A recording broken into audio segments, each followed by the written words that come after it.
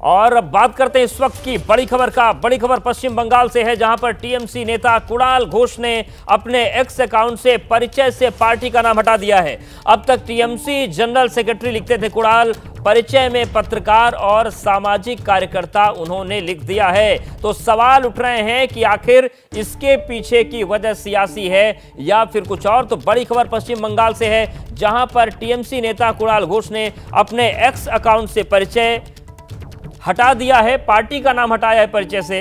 अब तक TMC general secretary लिखते थे कुणाल, लेकिन अब उन्होंने लिखा है पत्रकार और सामाजिक कार्यकर्ता। तो ये एक बड़ी खबर है बंगाल की राजनीति को लेकर।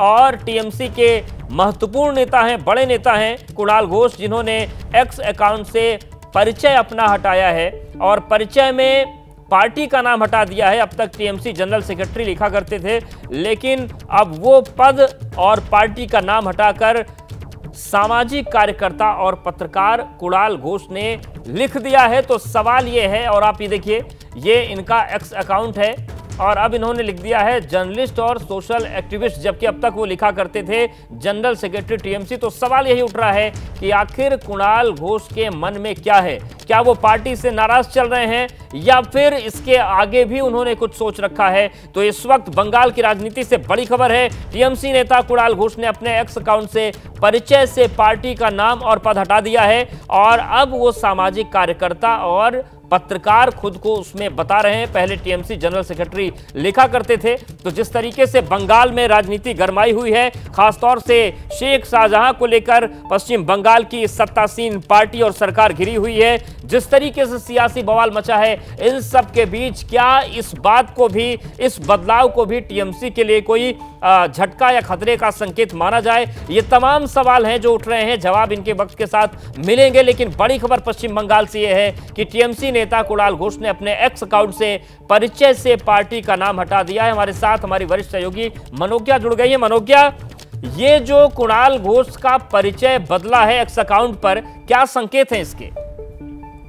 देखिए, बड़ा दिलचस्प है क्योंकि बंगाल में चुनाव होने हैं। लोकसभा चुनाव के पहले ऐसा नहीं है कि गतिविधियों में बदलाव नहीं होगा। हालांकि बीजेपी इस बात से पूरी तरह इनकार कर रही है कि कुणाल घोष के बीजेपी में शामिल होने की कोई बात है। फिलहाल ऐसी कुछ भी बात नहीं है।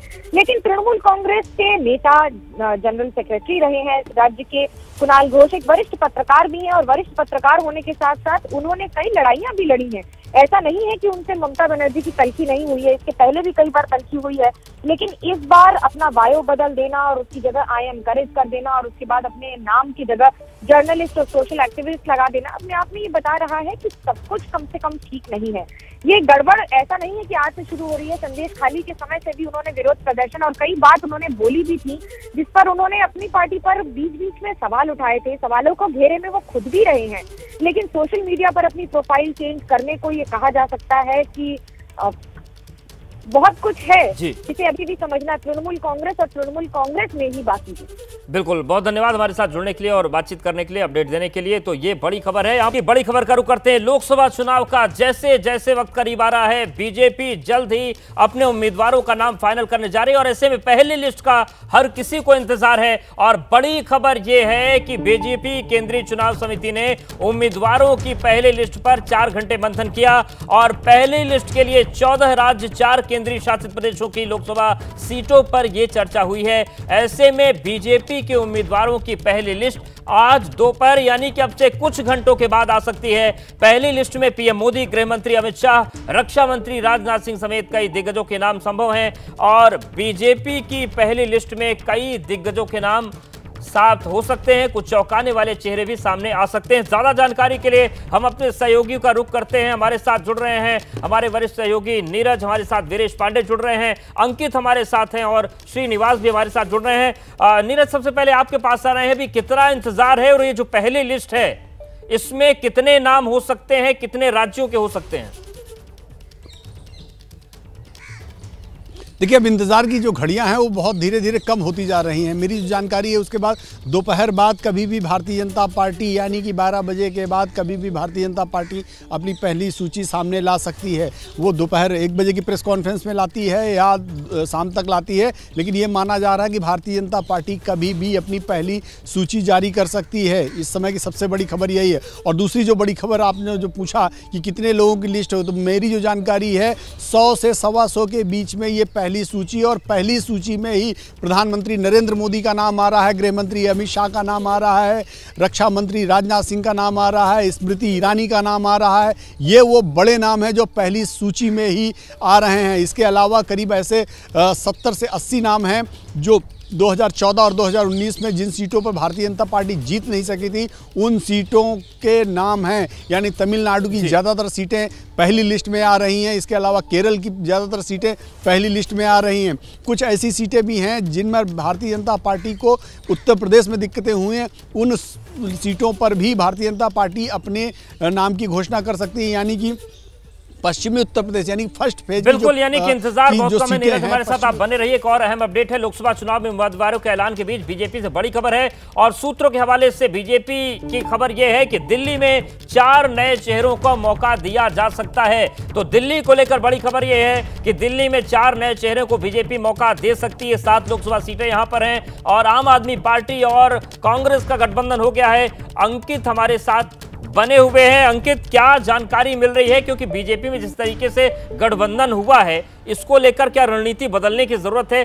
तमाम अलग अलग रणनीतियों पर काम होगा, बीजेपी की लिस्ट में वो दिखेंगी। देखिए, निश्चित तौर पर देखिए बीजेपी में जो चर्चा हुई है वो यही है कि कितने जो पुराने लोग हैं उनको रिटेन करना है, और कितने लोगों का परफॉर्मेंस जो है उनके हिसाब से, यानी पार्टी के हिसाब से बेहतर नहीं रहा है। और जो सूत्रों से जानकारी मिल रही है, जो 3 नाम हैं जो सामने आ रहे हैं जिनका टिकट लगभग फाइनल माना जा रहा है, लेकिन हमको बीजेपी की लिस्ट का इंतजार करना होगा। लेकिन वो 3 कौन से नाम है जिनका टिकट लगभग फाइनल माना जा रहा है? पहला नाम है प्रवेश वर्मा का, और उसके अलावा दूसरा नाम है रमेश विधुड़ी का, और तीसरा नाम है मनोज तिवारी का। रमेश विधुड़ी की बात की जाए तो दक्षिणी दिल्ली से वो सांसद हैं, प्रवेश वर्मा की बात की जाए पश्चिमी दिल्ली से सांसद हैं, और मनोज तिवारी की बात की जाए तो वो उत्तर पूर्वी दिल्ली से सांसद हैं। वहीं 2 नामों को लेकर के लगभग तय माना जा रहा है, जिसमें हंस का नाम है और दूसरा नाम है डॉक्टर हर्षवर्धन का, कि इनका जो टिकट लगभग ये माना जा रहा है कि कट सकता है। वहीं गौतम गंभीर और मीनाक्षी लेखी को लेकर के असमंजस की स्थिति जरूर है, लेकिन वो भी बहुत स्ट्रॉन्ग विकेट पर नहीं है। आएंगे यूपी में एनडीए के सीट बंटवारों की बात करें तो सूत्रों के हवाले से बड़ी खबर यह है कि बीजेपी सहयोगी दलों के लिए 6 सीटें छोड़ेगी। बीजेपी के फॉर्मूले के मुताबिक आरएलडी और अपना दल एस को 2-2 सीट दी जाएंगी, जबकि ओम प्रकाश राजभर की पार्टी एसबी और निषाद पार्टी के लिए 1-1 लोकसभा सीटें हैं। वीरेश हमारे साथ बने हुए लखनऊ से। वीरेश, 80 सीटें जीतने का टारगेट है। 2019 में 62 सीटें बीजेपी ने जीती थी। अब किस तरीके से 80 सीटों का लक्ष्य आगे बढ़ेगा? क्या समीकरण ध्यान में रखे जा रहे हैं यूपी में?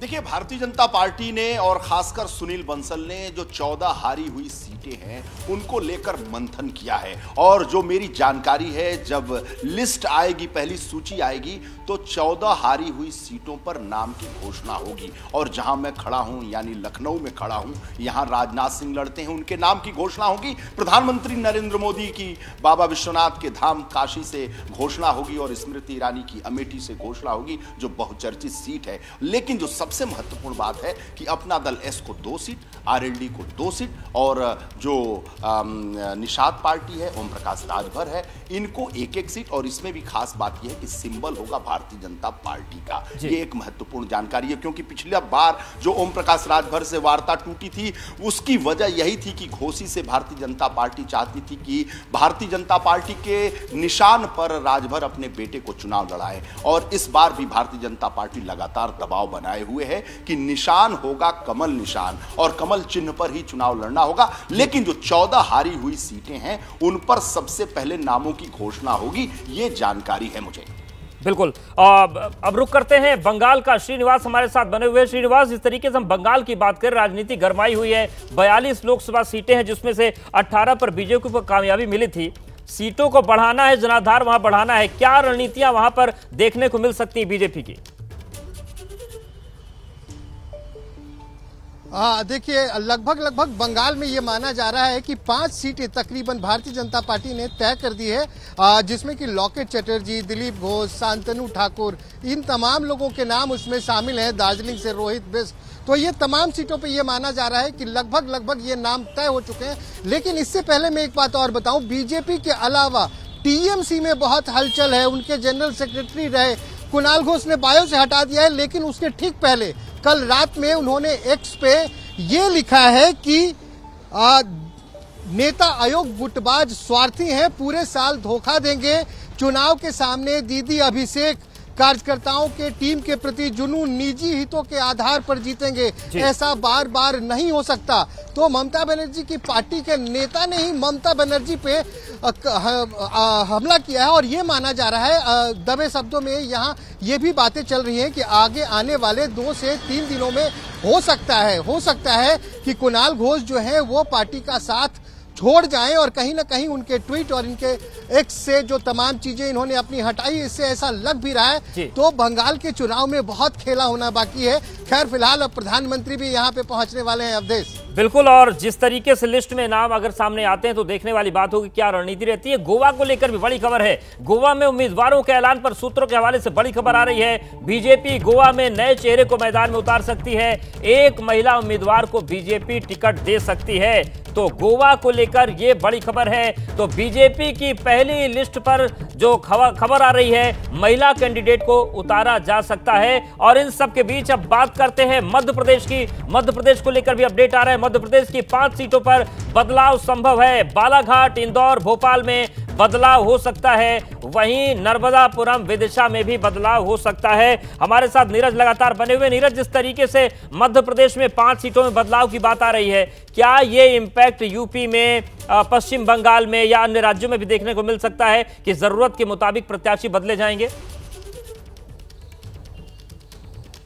बिल्कुल देखने को मिल सकता है और अक्सर देखने को मिला भी है। भारतीय जनता पार्टी की कोशिश ये रहती है कुछ नए लोगों को, कुछ पुराने लोगों को, दोनों के समावेश के साथ आगे बढ़ा जाए और निश्चित रूप में नए चेहरों को भी सामने लाया जाता है। विदिशा की बात करें तो शिवराज सिंह चौहान को फील्ड में उतारा जा सकता है।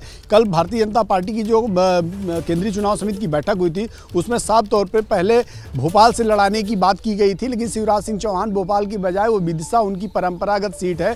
पुराने पहले वो चुनाव वहां से जीत चुके हैं और वहीं से लड़ते रहे। उनका जो घर है, पैतृक घर है, वो भी विदिशा इलाके में आता, तो उनका साफ मानना था कि बिल्कुल। तो तमाम वो चीजें देखने को मिलेंगी। बहुत धन्यवाद नीरज हमारे साथ। सीधे रुक करते धनबाद का, जहां पर प्रधानमंत्री नरेंद्र मोदी पहुंच गए हैं और ये देखिए झारखंड दौरे पर हैं। उनके साथ मुख्यमंत्री चंपई सोरेन भी दिख रहे हैं। तो धनबाद में इस वक्त हैं प्रधानमंत्री नरेंद्र मोदी और जिस तरीके से विकास की बात उन्होंने की कि जिस तरीके से राज्यों के विकास की बात है, उस तमाम खाके को प्रधानमंत्री देख रहे हैं, समझ रहे हैं और इस वक्त धनबाद में पहुंच चुके हैं प्रधानमंत्री नरेंद्र मोदी। आपको बता दें कि धनबाद को 35,700 करोड़ की परियोजनाओं की सौगात भी प्रधानमंत्री नरेंद्र मोदी आज देंगे। चुनावी सभा तो होगी, लेकिन वो सिंदरी स्थित हर्ल उर्वरक प्रतिष्ठान पहुंचने का उनका कार्यक्रम है।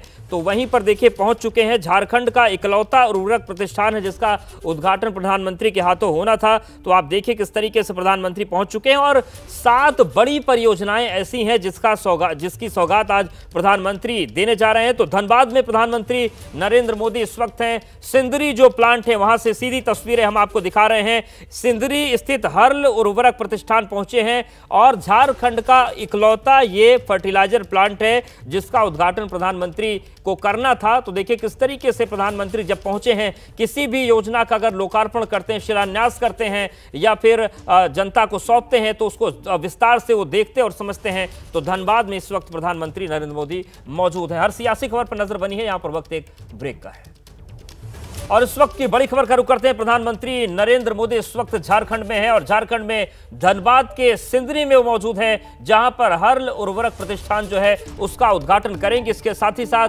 35,000 करोड़ से ज्यादा की सौगात आज झारखंड को मिलने जा रही है। तो ये तस्वीर जो दिखा रहे हैं, झारखंड के सिंदरी पहुंच चुके हैं प्रधानमंत्री नरेंद्र मोदी और हर्ल के CCR रूम की तस्वीरें हैं जहां पर प्रधानमंत्री ने इस पूरे प्रोजेक्ट का मुआयना किया। ये जो पूरा CCR बना है वहां पर उन्होंने देखा, समझा और इसके बाद अब करोड़ों की सौगात झारखंड को मिलने वाली है।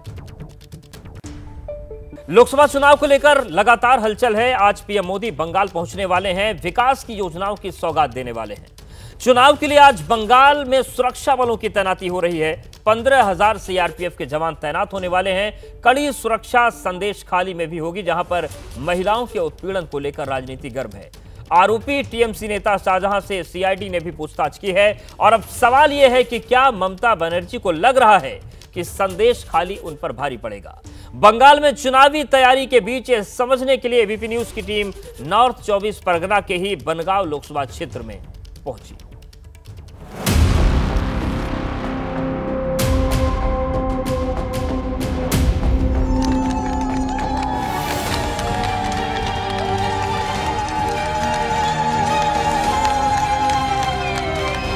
कथित अत्याचारी के अंत की शुरुआत के बाद का ये जश्न है, जिसकी तस्वीर थोड़ी धुंधली है मगर एहसास बेहिसाब है। सनकी शाहजहां की गिरफ्तारी के बाद संदेश खाली की महिलाओं का आत्मविश्वास कुछ यूं आकार ले रहा है। जब संदेश खाली की औरतें झूम रही थी, उसी वक्त क्रूरता की पराकाष्ठा पर तांडव करने वाला आरोपी शाहजहां बशीरहाट की अदालत ने सनकी शेख के लिए रत्ती भर भी सहानुभूति दिखाए बगैर 10 दिनों की पुलिस हिरासत में भेज दी।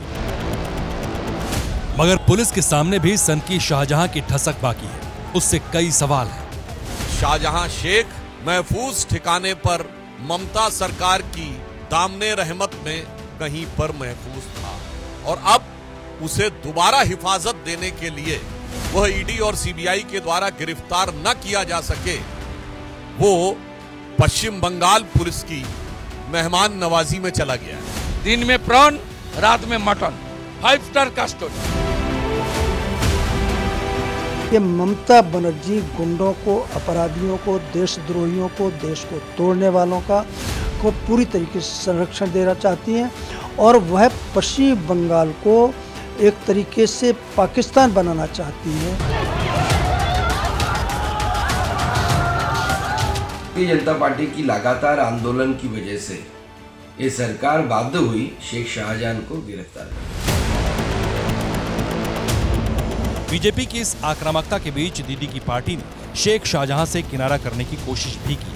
उसे 6 सालों के लिए पार्टी से बाहर कर दिया गया है। डैमेज कंट्रोल की कोशिश की जा रही है। शेख शाहजहां की आज की अरेस्ट के बाद यह सबूत होता है कि तृणमूल कांग्रेस सरकार इनको राजधर्म पालन करना आता है। जिस तरीके से ये 0 टॉलरेंस टू करप्शन से मुंह पे नहीं बोलता है, काम में करके भी दिखाती है। 55 दिनों की फरारी के बाद जिस तरह अदालती फटकार के बाद शेख शाहजहां की गिरफ्तारी हुई और फिर अब पार्टी से बाहर किया गया, उससे सवाल है क्या टीएमसी समझ चुकी है कि शाहजहां प्रेम से नुकसान होगा? क्या बीजेपी को संदेश खाली कांड से बड़ा फायदा मिलने वाला है या फिर ममता बनर्जी डैमेज कंट्रोल में कामयाब हो जाएंगे? इन्हीं सवालों की पड़ताल करने के लिए एबीपी न्यूज की टीम मौजूद थी पश्चिम बंगाल के बनगांव लोकसभा क्षेत्र में।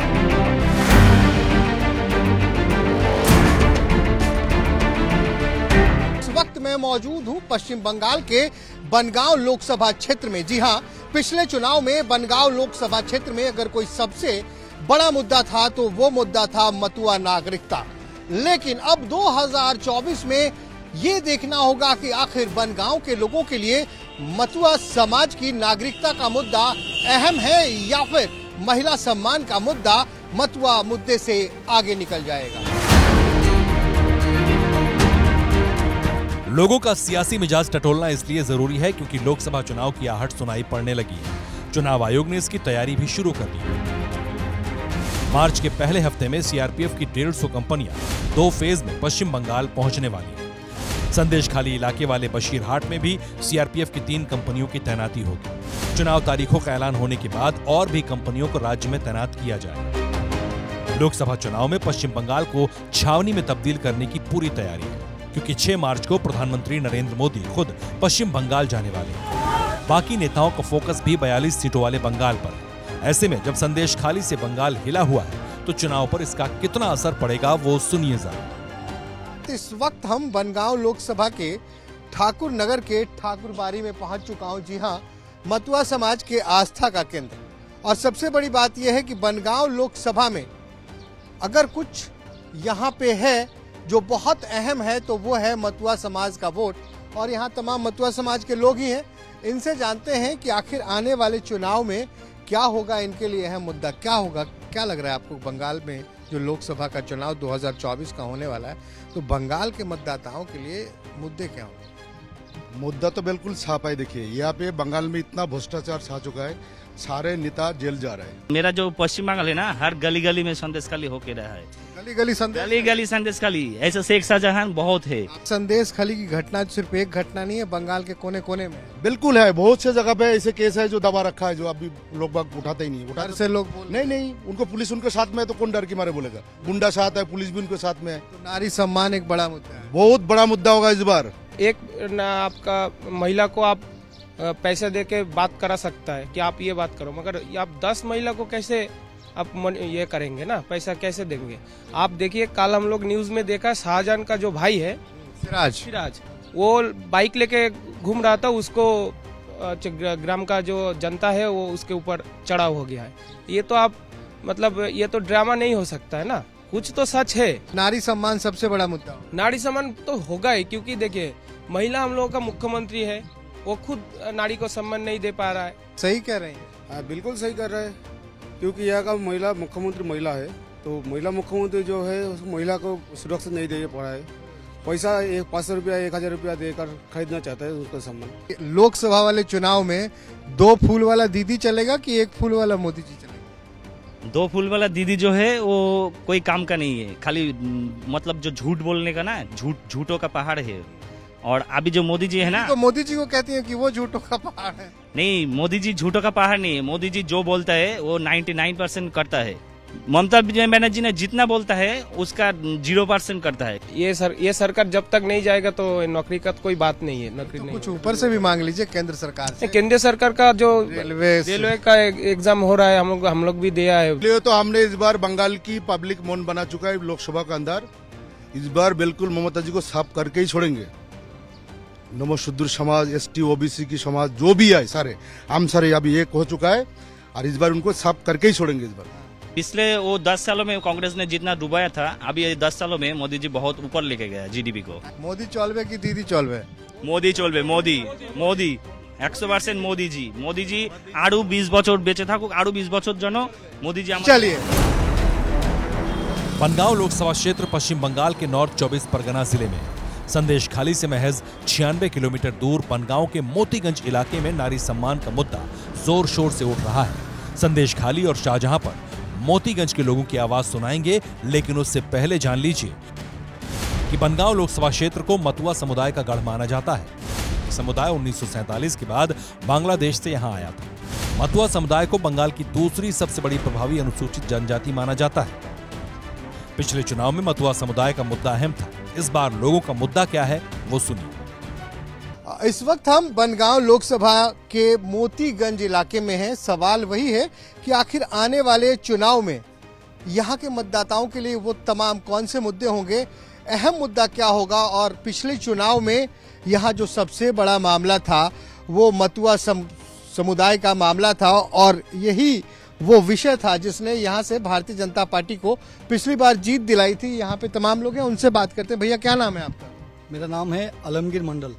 आने वाले चुनाव में क्या लग रहा है कि क्या मुद्दा होगा आपके यहाँ बनगांव में? पिछली बार तो मतुआ का मामला था, वो मामला सुलझ गया, वह अभी चल ही रहा है, और अब क्या लग रहा है, क्या होने वाला है? देखिए, पिछले चुनाव में जब दीदी ने मथुआ को आगे कर दिया था, जब मथुआ को CA नहीं मिलेगा, और CA नहीं मिलेगा तो मतलब वो दीदी ये सोचा था जो मथुआ को अगर हम आगे कर देंगे तो विभ्रत में पड़ जाएगा, हम लोग वोट नहीं देगा, तो CA होगा।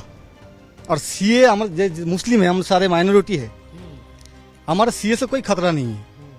हम CAA माइनॉरिटी अदर्स कंट्री से इधर में आया है, उसी का प्रॉब्लम होगा, लेकिन हमारा भी कोई प्रॉब्लम नहीं है। हम लोग के इधर में तो अभी बांग्लादेश से आया है, अभी अफगानिस्तान से आई है, अभी पाकिस्तान से आई है, उसी का प्रॉब्लम है। लेकिन हमारा इंडिया का जो हमारा स्टेट का जो हमारा बात हुआ, इसका माइनॉरिटी का कोई प्रॉब्लम नहीं, मुस्लिम में कोई प्रॉब्लम नहीं है, हमारा मुस्लिम का कोई प्रॉब्लम नहीं है, जो हिंदुस्तानी मुसलमान है उसको कोई प्रॉब्लम नहीं है। हम समझ चुके हैं CA में क्या है, क्या होने वाला है। तो इसलिए दीदी कितना भी कोशिश करे माइनॉरिटी इस बार दीदी के साथ नहीं है। सब महिलाएं, माइनॉरिटी महिलाएं, चाहे माइनॉरिटी हमारा भाई है, सब एक साथ मिलके वो ममता बनर्जी को ये बांग्ला से उखाड़ के गंगा में, नदी में फेंक दूंगी। बनगांव लोकसभा क्षेत्र 2009 में ही अस्तित्व में आया था। यहाँ के मतुआ समुदाय के लोगों को बीजेपी का एक मुश्त वोटर माना जाता है। 2009 और 2014 में बनगांव लोकसभा सीट पर टीएमसी का कब्जा था, मगर 2019 में यहां से बीजेपी के शांतनु ठाकुर ने जीत हासिल की। शांतनु ठाकुर को मोदी सरकार में मंत्री भी बनाया गया है। पिछले चुनाव में प्रधानमंत्री नरेंद्र मोदी ने रैली भी की थी। इसका असर अब भी लोगों पर दिख रहा है। हम समझ चुके हैं, ठीक है, मोदी जी जो काम कर रहे हैं कोई गलत काम नहीं कर रहे। अभी देखो, आप ट्रिपल तलाक ले लो, ट्रिपल तलाक में क्या है, मुस्लिम के लिए कितना बढ़िया काम है। वो तो बाकी तमाम जो आपके मौलाना हैं, मौलवी हैं, वो कह रहे हैं कि ये तो हमारे धर्म पे हमला है, हमारे फंडामेंटल राइट्स पे हमला है। नहीं, ये गलत है। जे ममता बनर्जी ये मुसलमान के धोखा दिया, बुझे, ये मुसलमान के वोट लिया, ये पाइकड़ी भाई वोट लिया मुसलमान ने, ठीक है, ये मुसलमान के धोखा दिया। हमारा मोदी जी तो इतना दे दिया, फिर हमारा ममता बनर्जी वो लेके लाभ उठाया। ममता बनर्जी एक ठीक लोग नहीं होता है, ये पूरा कौन ठीक होता है? मोदी जी एक नंबर लोग होता है। लेकिन ये मंदिर मस्जिद, अभी देखो राम मंदिर का मसला अभी जाके सुलझा है, मंदिर बना वहाँ, उसके लिए भी मुसलमानों ने सुप्रीम कोर्ट के फैसले को एक्सेप्ट किया, लेकिन एक दिल में दर्द तो था कहीं। अभी ये खत्म भी नहीं हुआ, आप काशी मथुरा की बात कर रहे हैं। नहीं, देखो, राम मंदिर जो हुआ है तो हो गया, कोर्ट का फैसला था, हम लोग कोर्ट का फैसला हम लोग बिल्कुल मंजूर है, हमारे को कोई दिक्कत नहीं है। अभी जो काशी में हो रहा है, कोर्ट जो फैसला देगा वो हमारे को मंजूर है, उसमें हमारे को कोई दखलंदाजी कुछ नहीं है, हम लोग कोर्ट के ऊपर छोड़ देते हैं उसको। मतलब आप एक मुस्लिम संप्रदाय से होते हुए कह रहे हैं कि कोर्ट अगर काशी में भी कह देता है कि नहीं ये बात सही है तो आप ले लो? लेना पड़ेगा। कोर्ट तो गलत काम करेगा नहीं, हर चीज का जो मसला है वो कोर्ट के ऊपर जाता है, कोर्ट का जो फैसला देगा वो मानना पड़ेगा। मंदिर मस्जिद का ये तो अभी कोर्ट भी करेगा, कोर्ट जो भी करेगा हम लोग वो भी मान लेंगे, कोई प्रॉब्लम नहीं है। नहीं गलत करता है वो, मानो मुसलमान बुझते पाচ্ছে ना बोले गलत होচ্ছে। अच्छा, कह रहे हैं कि मुसलमान ठीक से बात समझ ही नहीं रहे हैं, वो हिंदू मुसलमान नहीं करते हैं। यहाँ पे जो लोग मौजूद थे वो माइनॉरिटी से थे, और हमारे लिए बिल्कुल कह सकते थोड़ा हट के लगता है कि माइनॉरिटी जो है वो ममता से खुश नजर नहीं आ रही है, और वो कह रही है कि नहीं ममता जी हमारा इस्तेमाल कर रही हैं। संदेश खाली को लेकर बंगाल में लोग उबल रहे हैं। बीजेपी के नेता लोगों के इस उबलते हुए जज्बात को नारी सम्मान की आंच पर अगले लोकसभा चुनाव तक उबालने की फिराक में है। यहाँ संदेश खाली कितना अहम फैक्टर होगा इस बार, उसे जानिए जरा। तो नारी को इतना मतलब जुल्म क्या, उन लोगों का लेके रात 12 बजे फिर उठा के उन लोगों का नारी को निर्यातन करना, ऐसे ही मतलब हम लोगों का देख के आँख, मतलब हम लोगों का आँख को डर गए। ऐसे उधर का महिला का कोई सिक्योरिटी नहीं है। ये टोटल भी ये हम बात बताते हैं, जो हमारा ये स्टेट भी है, कोई डेमोक्रेसी नहीं है। डेमोक्रेसी नहीं है, नहीं है।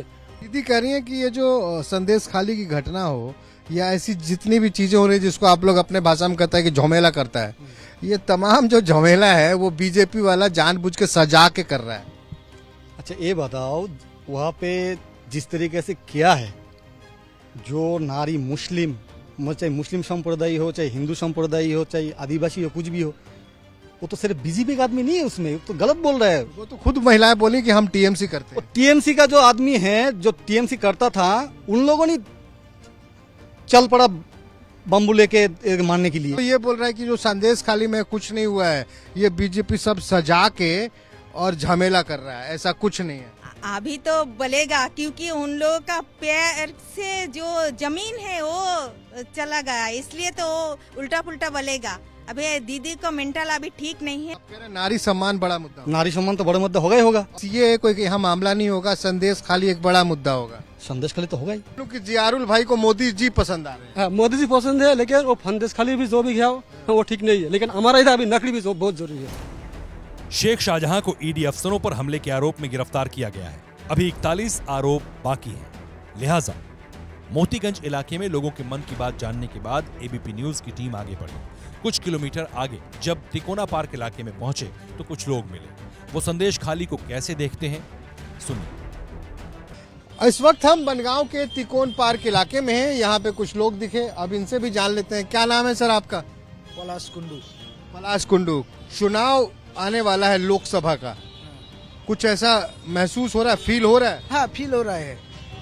लोकसभा का चुनाव आ रही है। बताइए, संदेश खाली में जो हुआ इसे आप कैसे देखते हैं? बुरा हुआ। लेकिन जो भी हो रहा है वो तो उत्तर प्रदेश में हो रहा है, मध्य प्रदेश में हो रहा है, नागालैंड में हो रहा है, ये तो सभी जगह में हो रहा है। जो मणिपुर में हुआ है उसी टाइम में आज तक कोई केंद्रीय टीम उधर गया क्या नहीं, हम पूछ रहे हैं आपको। इस बार बंगाल में दीदी चलेगा कि मोदी चलेगा? वो जो बंगाल में है वो तो दीदी के पास चलेगा, क्योंकि दीदी हमारा बहुत फेवरेट है। दीदी को जो वही करना है वो भी करते हैं, हमारे लिए करते हैं। MP बीजेपी के हैं शांतनु ठाकुर। हाँ, शांतनु ठाकुर बहुत अच्छा आदमी है। ये एक शांतनु ठाकुर हमारा एरिया में रहते हैं, उनका मैं वोट डालती हूँ। तो आप ये बताइए, आपको मोदी जी की गारंटी पसंद आ रही है कि ममता दीदी का मान पसंद? हमारे बांग्ला से ममता जी भी गारंटी है। ममता जी की गारंटी है, मोदी जी का गारंटी नहीं है। मोदी का गारंटी क्या है? बीजेपी का गारंटी नहीं, मोदी का गारंटी क्या है? ये तो बोलता नहीं है कि बीजेपी का गवर्नमेंट है, ये बोलते हैं मोदी का गारंटी है। बीजेपी का गारंटी बोलता नहीं है। तो मोदी ब्रांड है, उसका राम ब्रांड है, मोदी दूसरा ब्रांड है। यही है उसका चाल चलन, और कुछ नहीं है। वो सिर्फ राम जी के नाम पे चलता है। एकदम सही, राम जी के नाम पे। राम जी हमारा आराध्य देवता है, हम भी सम्मान करते हैं, लेकिन वो ब्रांड एम्बेसडर बना दिया है भाजपा का। किसको? राम जी को। राम जी को ब्रांड एम्बेसडर बना दिया एकदम, चुनाव जीतने के लिए। तो अब ये बताइए, एकदम आखिरी सवाल, हाँ ना में बोलिएगा, मोदी चौलवे दीदी चौलवे? एकदम दीदी चौलवे। दीदी हमारा इधर ग्राम जो इतना विलेज है, वो विलेज से शहर तक जितना कनेक्टिंग किया है, जितना विकास किया है, वो कोई गवर्नमेंट नहीं किया है आज तक। देश में लोकसभा चुनाव की तैयारी शुरू हो चुकी है। 42 सीटों वाले पश्चिम बंगाल में कानून व्यवस्था एक बड़ा मुद्दा है, लिहाजा आयोग की तैयारी भी बढ़ी है। दूसरी ओर सियासी पार्टियां भी अपने हिसाब से तैयारियों में जुटी हैं। बीजेपी संदेश खाली को बड़े आंदोलन में बदलकर सियासी हवा का रुख मोड़ने की तैयारी में। तो ममता बनर्जी फजीहत के बाद अब शेख शाहजहां को पार्टी से निकालकर डैमेज कंट्रोल में जुट गई है।